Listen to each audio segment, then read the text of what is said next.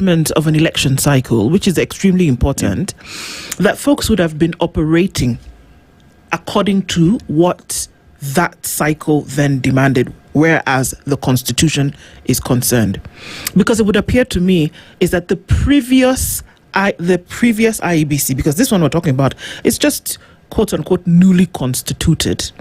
If that the previous IEBC at the end of that election, it would have been made very clear, but I mean, it was all discombobulated. I mean, there was the 4 commissioners on this side doing whatever it is that they were doing.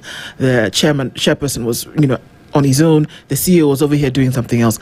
But wouldn't it have been at that time whereby you're completing one and you're ushering in another? Would there not have been some kind of communication and or preparation in that period, or did it matter because terms had then come to an end? You know what I find interesting? IBC itself had by its own precedent in 2017 fully followed the law. The elections were held in March 2013, the first Uhuru term, and IBC was quick when we moved into the next year, 2014. To come up with an elections operations plan that was leading us to 2017 elections. Knowing very well that this was 4 years, 5 months. Because they were reading the Constitution as I know it. Then I don't know where the devil came in. I don't know if it was BBI, I don't know if it was COVID, whatever it was. For purpose of 2022, instead of telling us elections 2021, they buy into the legacy politicians' nonsense of elections 2022.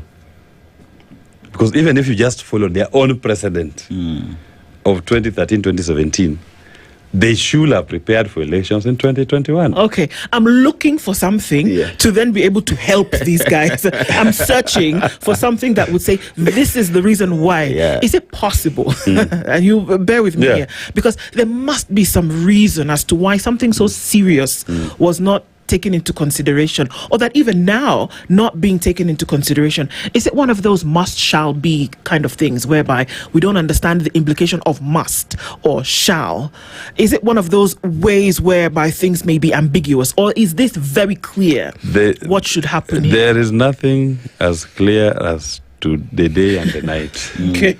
And if you had any doubt, I always say this: there's the word in and there's the word out.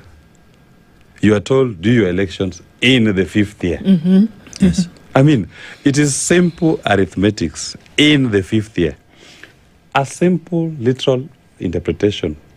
Anybody who has done basic kindergarten English knows that in is inside. Yes. And 5th is after 4th and before 6th. Yes.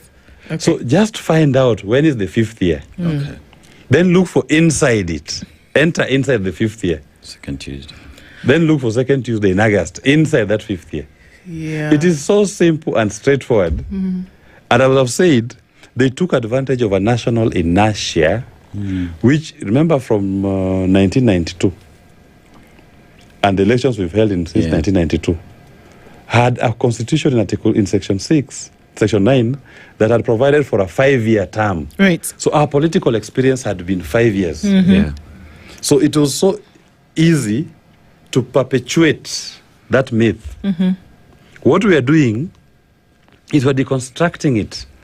That the 5-year myth remains that a myth. It died and it ended with the old constitution. So IBC also must socially amend their minds and accept that they've held brief enough for legacy politicians. They've stolen from the Kenyan people extra 1 year. And that gravy train has to come to an end. And start planning elections based on a 4-year term in office. The election cycle runs for 4 years. Inside the 5th year, you conduct your elections. But they're lackeys of legacy politicians. That's my problem. They want to accommodate them. Okay. Now,